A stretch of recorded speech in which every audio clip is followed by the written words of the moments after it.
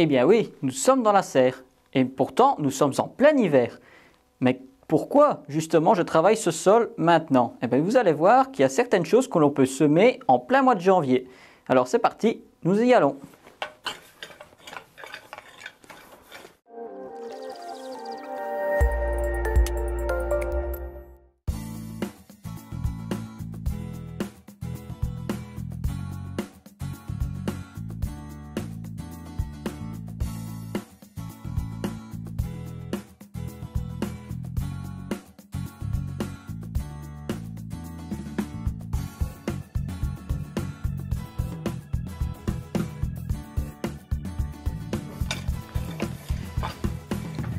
Bonjour à tous, ravi de vous retrouver dans cette nouvelle vidéo.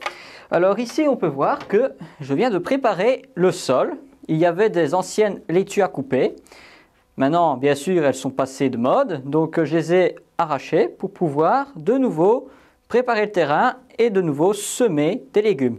Mais vous allez me dire, mais nous sommes en plein hiver, on ne sait pas semer maintenant, c'est trop tôt. Eh bien, je vais vous montrer certains légumes que vous pouvez semer à partir de janvier et février. Alors déjà, tout simplement, c'est très simple, c'est les laitues à couper.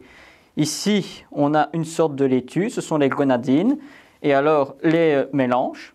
Alors ceux-là, on peut les semer toute l'année.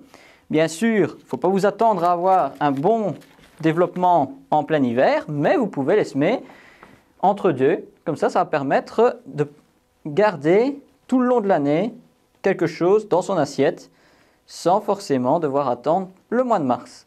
Donc ici, je fais un sillon, tout simple. Alors bien sûr, il y en a qui utilisent un cordeau.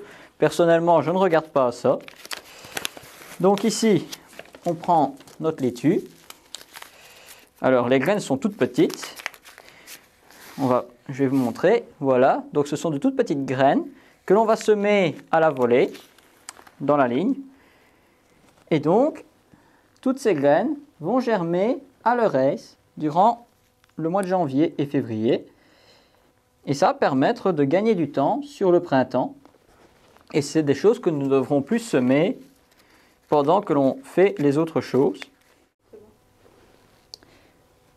Voilà, donc c'est une question de rapidité. Ici les laitues sont déjà semées, maintenant nous recouvrons les petites graines, on tasse légèrement. Alors bien sûr, durant l'hiver, on essaye d'arroser le moins possible pour éviter, surtout dans une serre, l'effet d'humidité, ce qui peut créer des champignons qui sont indésirables et qui peuvent endommager nos semis et nos cultures. Mais il faut quand même arroser de façon précise. Pourquoi? Ici, on peut voir, le sol est déjà limite sec. Donc ici maintenant, qu'est-ce que je vais faire? Tout simplement, bien arroser en grosse quantité. Et après, je vais attendre que le sol soit de nouveau presque sec pour réarroser. Ça, c'est quelque chose qu'il faut suivre quasiment une fois semaine. Et donc, nous pourrons ensuite profiter de la germination de nos laitues. Mais ici, j'ai préparé deux autres paquets avec les radis et le persil. Alors, ces deux-là, vous pouvez les semer aussi en serre froide. À l'extérieur, c'est encore un peu tôt. Pourquoi? Parce que les gelées sont encore présentes et ça peut endommager vos semis. Et il pleut beaucoup. Surtout dans les pays comme par exemple la Belgique, les fortes pluies sont fort présentes en hiver et donc on peut avoir des problèmes d'humidité, ce qui peut faire pourrir les graines en serre. On évite ce problème-là, donc ça augmente nos chances de reprise. Mais aussi, on gagne quelques degrés par rapport à l'air extérieur. Le secret, surtout dans une serre, c'est de bien aérer en hiver parce que ça, beaucoup de gens ferment tout et c'est l'erreur qu'ils font, c'est qu'ils laissent tout le temps fermé. C'est l'erreur, pourquoi?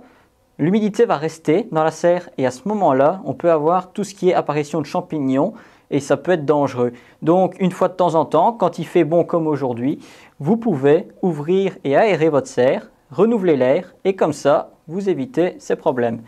Donc voilà, j'espère que cette petite vidéo vous aura plu. N'hésitez pas à nous laisser des questions, des commentaires et on se retrouvera très bientôt pour un nouveau sujet. Au revoir.